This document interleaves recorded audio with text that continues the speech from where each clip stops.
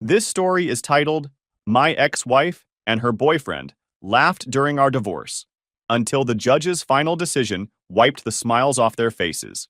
Hey everyone, before we jump into today's video, I need your help.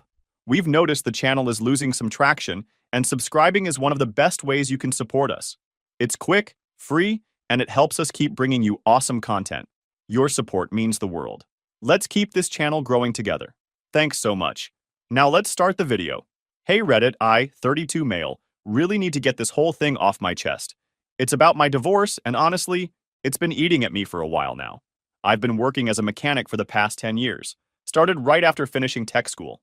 I work at this pretty well-known shop in town, or I should say I used to work there, but more on that later. Been fixing cars since I was 16, learning from my uncle in his garage. After tech school, I got my certifications and everything. Lots of people think being a mechanic is just like changing oil and stuff, but there's way more to it. These days, cars are basically computers on wheels, and you gotta know your stuff. It's honest work, and it pays the bills. Most importantly, I love it.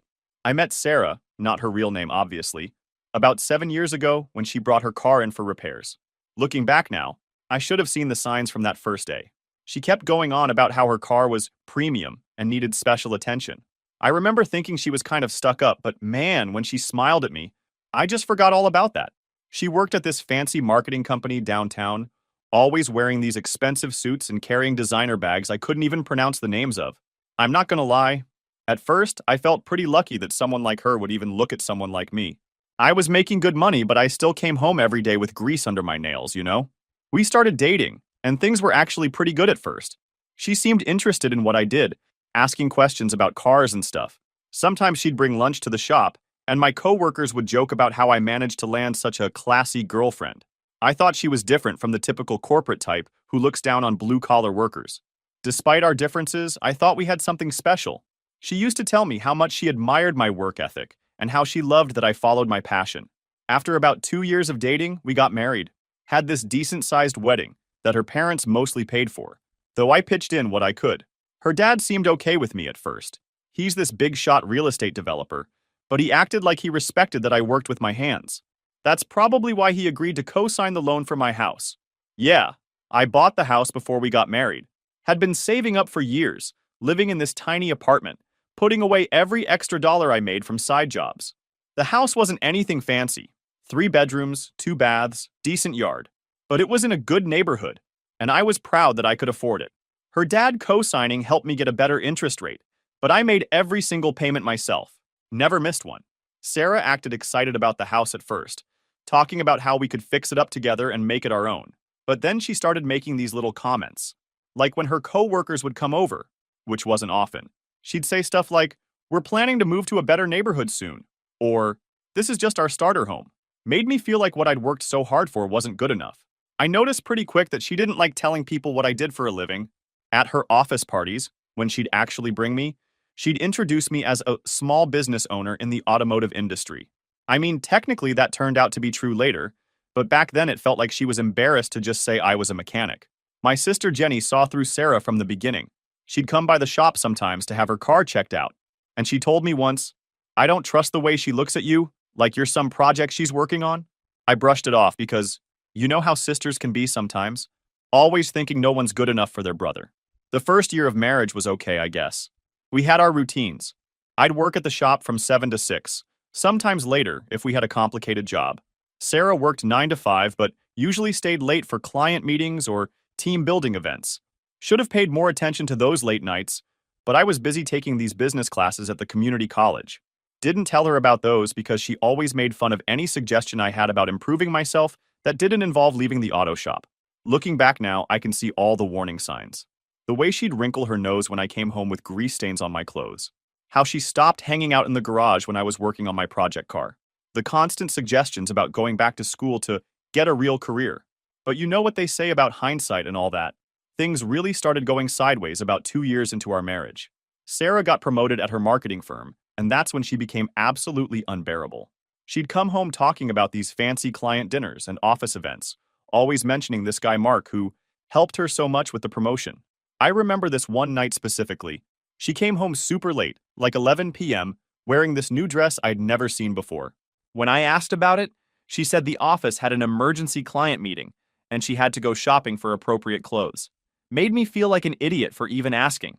That's around the time she started making these weird comments about the house. My father-in-law, remember he co-signed the loan, would come over for dinner, and they'd talk about property values and how I was holding Sarah back by not wanting to move to a fancier neighborhood. Like, right in front of me at our dinner table. She'd just sit there nodding along while he talked about how his signature on the loan meant he had some say in what happened to the place. The worst part was how she started treating my job. One time, this rich client brought in his Ferrari for repairs. Most shops in town wouldn't touch it, but I've got certifications for luxury cars. Sarah actually told her friends I was playing around with expensive toys instead of focusing on a real career. Meanwhile, I was making bank on these specialty repairs, but she never bothered to ask about that part. I used to laugh it off, but then it started to bother me. Then came the work parties. Man, those were rough. There was this one event, some fancy Christmas party at this expensive hotel downtown. I spent good money on a nice suit, so I'd fit in with her crowd. The whole night, she kept leaving me alone while she hung out with her work friends. Her office crowd was something else. All these guys in expensive suits talking about their investment portfolios and vacation homes. One dude actually asked me if I knew any reliable mechanics right after Sarah introduced me as her husband. She just laughed it off while I stood there feeling like a complete outsider. The distance between us only grew after that party. We used to at least eat dinner together most nights, but now she was working late more and more. When she was home, she seemed distracted, always checking her phone or laptop. I tried suggesting date nights or weekend trips like we used to do, but there was always some work emergency or client meeting that got in the way. I started noticing she was texting constantly, always keeping her phone face down, walking out of rooms to take calls. Classic stuff, right? But I kept telling myself I was just being paranoid. I mean, she was a marketing executive now. Obviously, she'd have lots of work calls. The real problem started when her brother got involved. This guy was always a piece of work. Brought his car to my shop once and expected me to fix it for free because we were family. When I told him he'd have to pay like everyone else, he went crying to Sarah about how I was being difficult. She sided with him, saying I should help family out since I was just doing simple car repairs anyway. My father-in-law got worse too. Started showing up at my shop unannounced, asking about my finances, wanting to see paperwork for the house payments. Said he was protecting his investment since his name was on the loan. Never mind that I'd never missed a single payment. I was working late most nights, partly to avoid going home to another argument about my lack of ambition, and partly because of these business classes I was taking. Sarah never asked why I was late, probably thought I was just working on cars. She'd make these snide comments about how I chose Greece over her.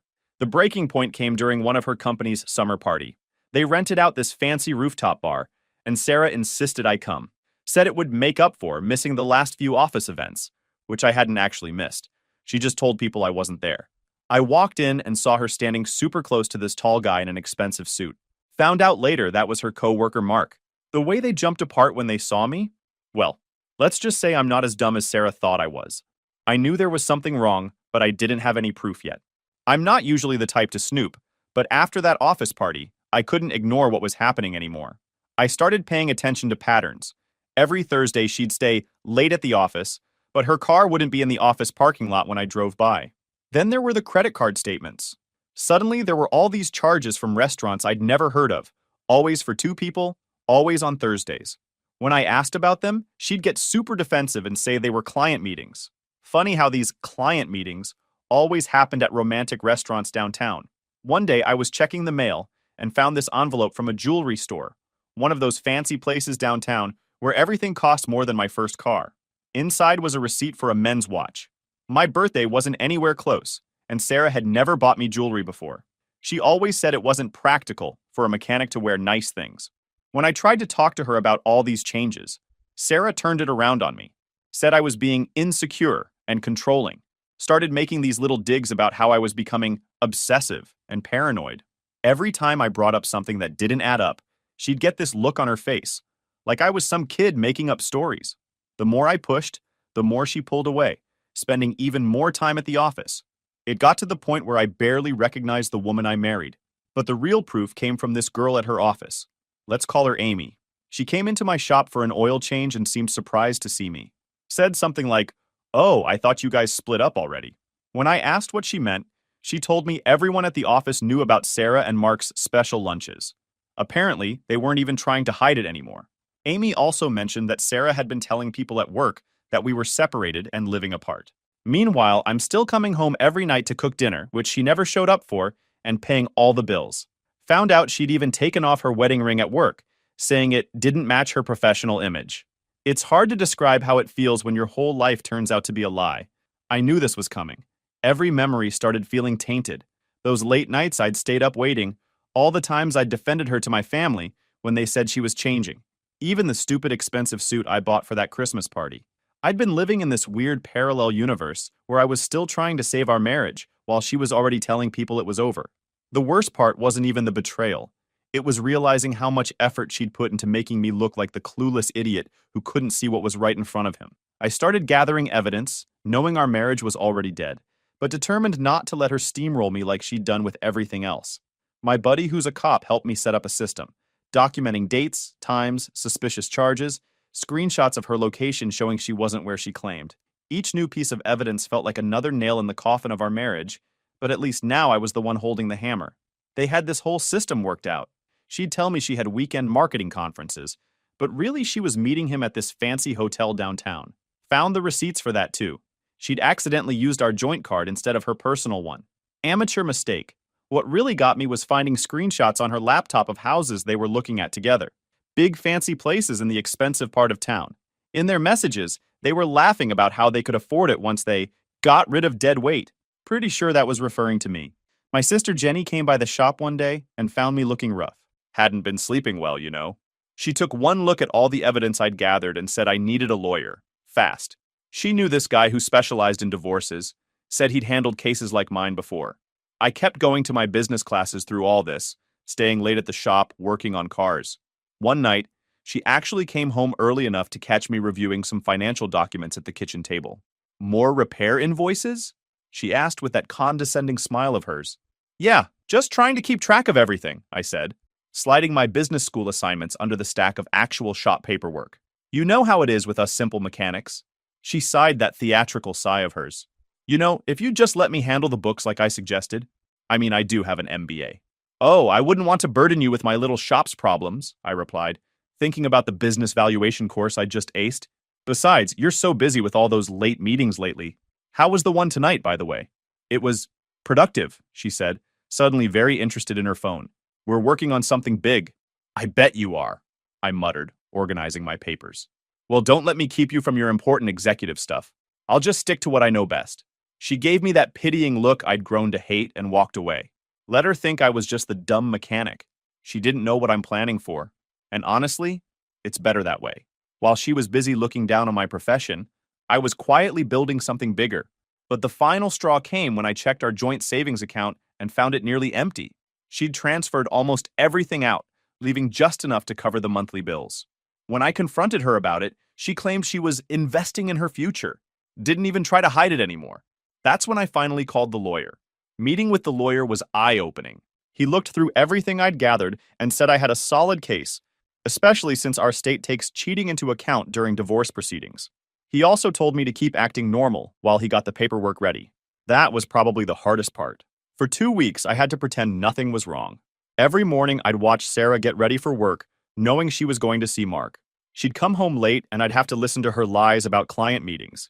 Even had to sit through dinner with her parents one night, where they spent the whole time talking about how I needed to sign over part of the house to Sarah for security purposes. The lawyer suggested I get proof of her father's demands about the house. So I started recording our conversations, legal in my state with one-party consent. Got some pretty interesting stuff. Him literally saying, while joking, he'd make my life difficult if I didn't give Sarah what she wanted. Then came the day everything exploded. It was a regular Thursday, Sarah's usual late meeting night. My neighbor from next door called me at the shop. I thought you should know. Sarah just pulled up with some man I've never seen before. They went inside together. I knew exactly who it was. My hands were steady when I drove home. Strange how calm you can be when you finally have to face something you've known was coming. I walked in to find them in the kitchen, Sarah and Mark, his hands on her waist. The look on her face when she saw me standing there. I'll never forget it. Get out, I said quietly. Both of you. Now. Sarah's face went from shocked to angry in a second. This is my house too. You can't just... The house that I paid for? I was still using that calm voice that seemed to make her even more furious. You have 30 minutes to pack a bag and leave. Mark slipped out while Sarah was screaming at me about her rights. She was still yelling when she called her father. 20 minutes later, her dad's SUV came screeching into our driveway, her brother Tommy jumping out before it even stopped. You can't throw my daughter out, her father bellowed, trying to push past me into the house. Tommy was right behind him, puffing up like he was ready for a fight. I held up my phone, already recording. You're both trespassing. I've already called the police. They're on their way. This is my daughter's home. I co-signed the loan. This house is mine, her father shouted, waving a folder of papers in my face. But I could see the uncertainty in his eyes. Your daughter's been cheating on me for months, I said, loud enough for the gathering neighbors to hear. I have proof of everything. The hotel receipts, the messages. You really want to do this here? In public? That's when the cops showed up. Guess Sarah's family forgot I had the local PD's number on speed dial after fixing half their fleet. Tommy made one last grab for the door, but stopped cold when he saw the officers walking up. Funny how quickly someone's attitude changes when they realize they're about to catch a breaking and entering charge. The next hour was surprisingly quiet. Sarah packed her bags while the police supervised. Her father and brother stood by their car, looking less confident by the minute. As she walked out, Sarah tried one last time. You'll regret this. You have no idea what you're doing. I just smiled. Actually, for the first time in a long while, I know exactly what I'm doing. The next day, my lawyer filed for divorce. Sarah got served papers at her office. Found out later she made this big scene about it, crying to her coworkers about how cruel I was. Meanwhile, she'd been planning to take half my assets and move in with Mark the whole time. Her lawyer contacted mine, trying to negotiate before things got messy. They offered to let me keep the house if I paid Sarah a huge settlement. The amount they wanted was crazy, like they thought I was hiding money somewhere. My lawyer told them to pound sand. That weekend was wild. Sarah's family started telling everyone who would listen that I was abusive, that I trapped her in a bad marriage, that I was trying to leave her homeless. Some of her friends even posted stuff on social media about me. My sister wanted to respond, but I told her to let them dig their own grave. Sarah tried coming back to the house to get more stuff, but I'd changed the locks. My lawyer said she needed to go through proper channels now. She left this long voicemail about how I was being petty and immature. Pretty rich coming from someone who got caught going through my house with her boyfriend.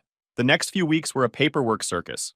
Their lawyer kept sending these demanding letters, acting like Sarah was entitled to everything because her dad's name was on the loan. They really thought they had me cornered. Even sent this detailed list of everything they wanted. The house, half my savings, my project car, even my tools. Like they were shopping from a catalog or something. The first court date was just a preliminary hearing, but Sarah and her crowd treated it like they'd already won.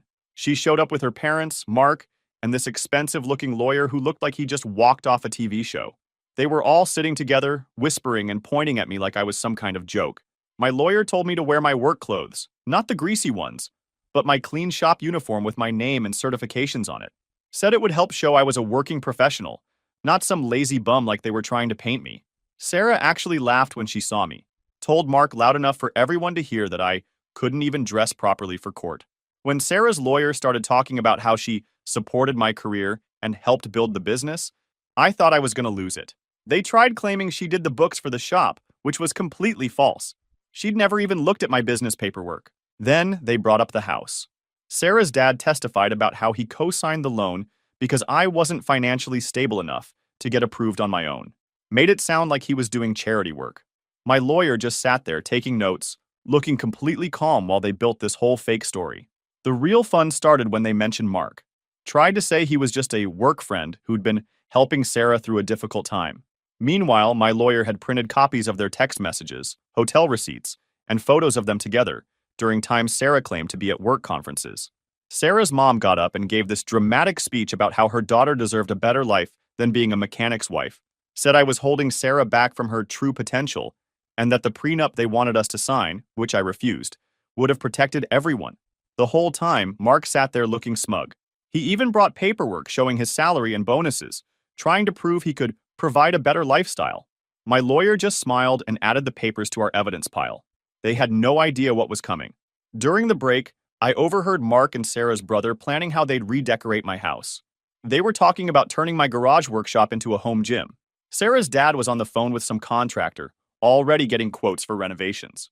The weirdest part was when Sarah's lawyer tried claiming she had partial ownership of my tools because she helped select them for the business. My lawyer asked her to name even one specific tool she'd helped choose. She couldn't. Then tried to cover by saying she meant she supported the general tool buying process. The judge actually raised his eyebrows at that one. They also brought up my night classes, but completely twisted it. Said I was neglecting the marriage by going to school instead of spending time with Sarah. Conveniently left out how she was spending those same nights with Mark. At the end of that first day, Sarah's lawyer presented their demands. They wanted the house, claiming her dad's co-signing made it partly theirs. They wanted half of my business assets. Didn't know about those yet. They even wanted my project car, saying Sarah endured years of me working on it, so she deserved compensation. The judge set another court date for the following week. As we were leaving, Sarah's dad tried to corner me in the parking lot, saying we could make this all go away if I just signed over what they wanted. My lawyer got it all on video. The week between court dates was pure torture. I could barely sleep, knowing everything I'd worked for hung in the balance. Sarah's dad's parking lot threat kept replaying in my head, and even though we had it on video, I worried it wouldn't be enough. My lawyer assured me we had a solid plan, but I couldn't shake the feeling that Sarah's team had something else up their sleeve. Every night I'd go down to my workshop and just sit there, looking at all my tools, wondering if this would be the last time I'd see them in my possession. My family tried to keep my spirits up, but they could tell I was a wreck.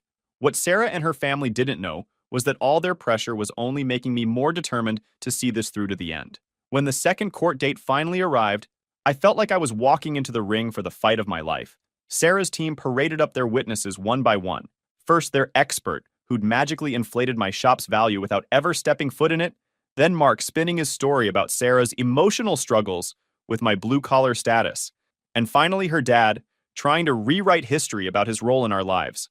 The whole time, my lawyer just kept taking notes with this knowing smile, while I sat there thinking about how none of them had any idea what was coming next. The real show started when it was our turn. My lawyer called up my first witness, my old boss from the shop. Sarah's side looked confused. They probably thought he was just going to talk about my work ethic or something. Instead, he pulled out this contract from 6 months ago.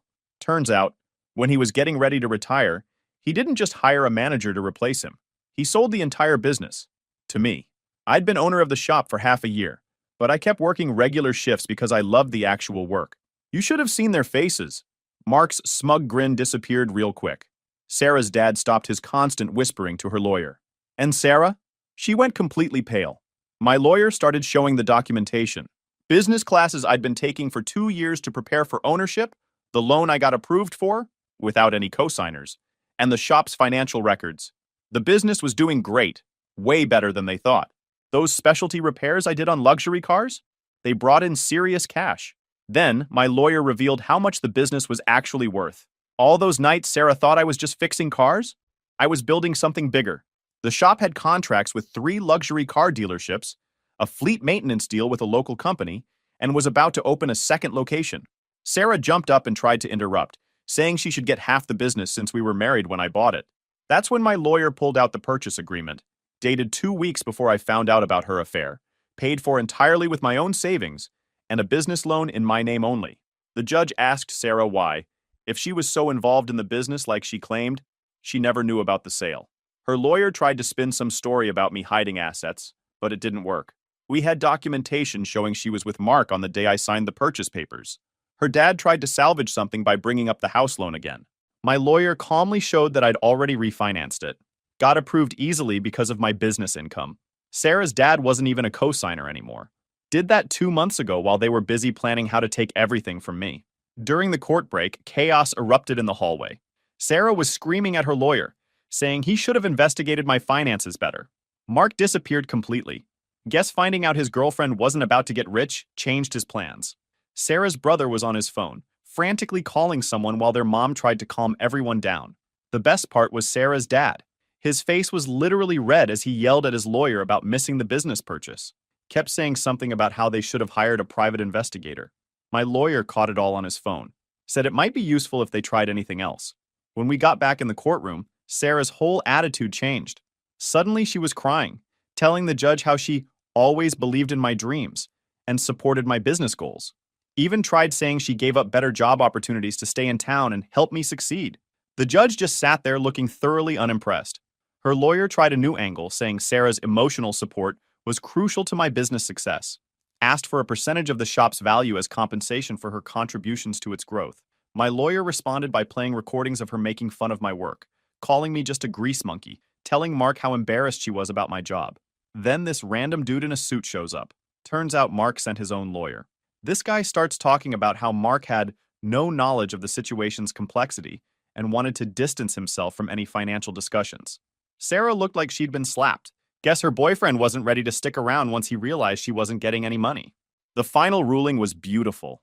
Sarah got nothing from the business. Judge said she had no claim to something she didn't even know existed. The house was mine-free and clear. She got to keep her car, which was in her name anyway, and a small amount of support for 3 months to transition. That's it. Sarah completely lost it. Started crying about how unfair everything was, how she'd wasted years with me. The judge actually told her to be quiet, or he'd hold her in contempt. Her mom had to practically drag her out of the courtroom. The aftermath was wild. Sarah's dad tried to spread rumors about me in the business community, but it backfired.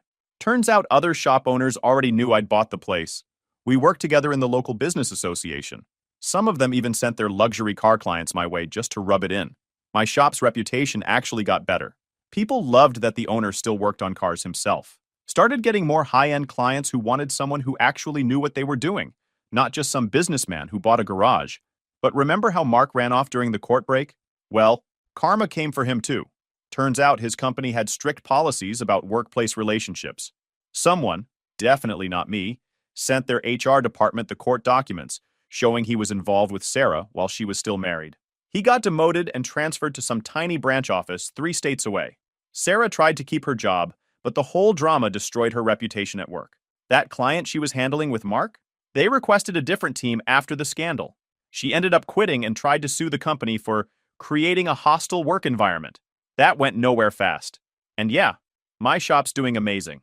Opened that second location I was planning. Hired some great mechanics who actually appreciate the work. Sarah's dad tried to save face in the business community. Went around telling people he mentored me. Tried to take credit for my success. Nobody bought it. Other business owners had seen the court documents where he tried to steal my house. His reputation took a big hit.